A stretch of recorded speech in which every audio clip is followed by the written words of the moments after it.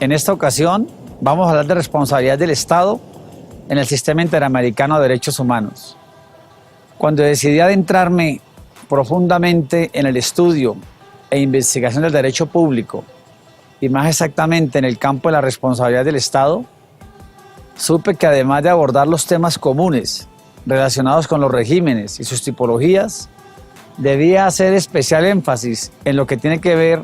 con la protección de los derechos humanos. Para el efecto, se debe conocer que el Sistema Interamericano de los Derechos Humanos busca la promoción y protección de derechos humanos y está compuesto por dos órganos: la Comisión Interamericana de Derechos Humanos y la Corte Interamericana de Derechos Humanos,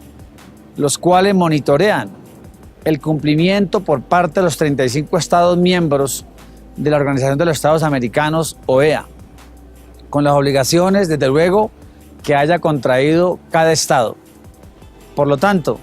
no podía dejar de lado los casos recientes de responsabilidad internacional del Estado colombiano fallados por la Corte Interamericana de Derechos Humanos,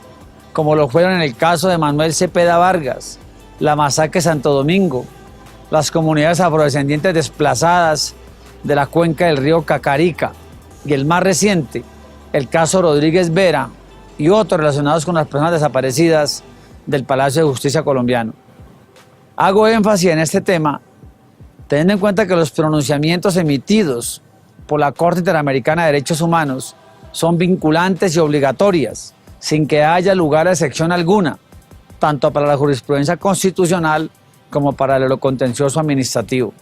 Pues los derechos humanos protegidos por la Convención Americana forman parte de un instrumento internacional incluido en el bloque de constitucionalidad de conformidad con el artículo 93 de la Carta Magna. Así las cosas, tenemos en nuestro ordenamiento jurídico una herramienta esencial para la protección de derechos,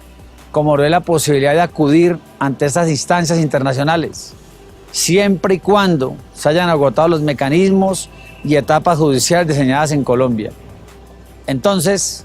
surge la pregunta: ¿ante cuál órgano internacional puedo presentar una petición por la presunta vulneración de los derechos humanos? Según los lineamientos establecidos en el Sistema Interamericano de Derechos Humanos, para que proceda y sea factible iniciar esta clase de actuaciones, la denuncia debe ser presentada ante la Comisión Interamericana de Derechos Humanos contra uno o más Estados miembros de la OEA que se considere han violado los derechos contenidos en la Declaración Americana, la Convención Americana y otros tratados interamericanos de derechos humanos. El Estado puede llegar a ser responsable de violar los derechos humanos por acción como consecuencia de un hacer o actuar del Estado o sus agentes, aquiescencia como consecuencia del consentimiento tácito del Estado o sus agentes, u omisión como resultado que el Estado o sus agentes no actúen cuando debían hacerlo. Mediante la presentación de esta petición ante la Comisión Interamericana de Derechos Humanos, las personas que han sufrido violaciones a sus derechos humanos pueden obtener ayuda. La Comisión investiga la situación y puede formular recomendaciones al Estado responsable para que se restablezca el goce de los derechos en la medida de lo posible, para que hechos similares no vuelvan a ocurrir en el futuro y para que los hechos ocurridos se investiguen y se reparen. Pero al respecto, hay que tener claro que ese concepto al que he hecho referencia no puede determinar la responsabilidad de una persona, pues la Comisión no cuenta con tales atribuciones. Únicamente podrá determinar la responsabilidad internacional de un Estado o miembro de la OEA. En el evento en que la Comisión determine que un Estado es responsable por haber violado los derechos humanos de una persona o grupo de personas, emitirá un informe que puede incluir las siguientes recomendaciones al Estado: suspender los actos violatorios de los derechos humanos, investigar y sancionar a las personas que resulten responsables, reparar los daños que se hayan ocasionado, también introducir cambios al ordenamiento legal y o requerir la adopción de otras medidas o acciones estatales. También se puede llegar a intentar llegar a una solución amistosa del asunto con el Estado. También es importante decir que la comisión en el referido trámite tiene unas limitantes que debe observar, como lo son: no puede pronunciarse respecto de un Estado que no es miembro de la OEA, proporcionar abogado para asistir en procesos judiciales internos o para presentar una petición o solicitud de medida cautelar ante la comisión, suministrar ayuda económica o instrumentos de trabajo a las personas, realizar trámites migratorios o tramitar el otorgamiento de visas o asilo político. Una vez se surten los trámites correspondientes ante la Comisión Interamericana de Derechos Humanos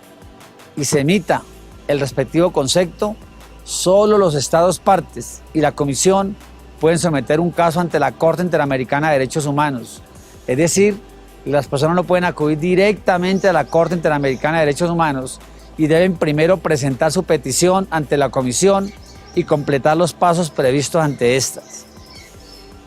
Una vez la Corte Interamericana de Derechos Humanos evalúe y analice el caso concreto, puede declarar la responsabilidad internacional del Estado, disponiendo en consecuencia medidas de reparación integral consistente en restituciones, rehabilitaciones, reconocimientos públicos y garantías de no repetición. Esto básicamente es lo que ha abordado el Consejo de Estado colombiano a partir de la sentencia del 2008, en el cual tuvo como referente la muerte, la tortura y muerte de 4 hermanos en Tuluá, Valle del Cauca. Y todo este tipo de situaciones fue lo que tuvo el Consejo de Estado para hablar de reparación integral en Colombia. Y de entrada, apartar el concepto económico, la palabra responsabilidad, para darle cabida a lo que es la reparación integral en Colombia, que es lo que realmente se pretende: visibilizar más a las víctimas y no a los victimarios. Siguiendo con lo que estamos hablando, la Corte Interamericana de Derechos Humanos también reconoce indemnizaciones por daños materiales a título de lucro cesante y daño emergente. Y el daño material, que según su propia jurisprudencia, puede comprender tanto los sufrimientos y las aflicciones causadas a la víctima directa y a sus allegados, el menoscabo de valores muy significativos para las personas,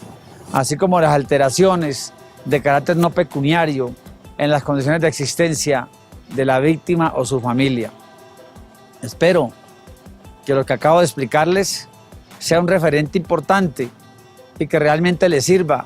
en sus quehaceres diarios como profesionales, abogados, estudiantes de derecho o personas que se han instruido en el campo de la especialidad o la maestría, para poder que acudan al Sistema Interamericano de Derechos Humanos y hagan prevalecer los derechos que le conculquen a todos aquellos colombianos que se han visto afectados por ellos.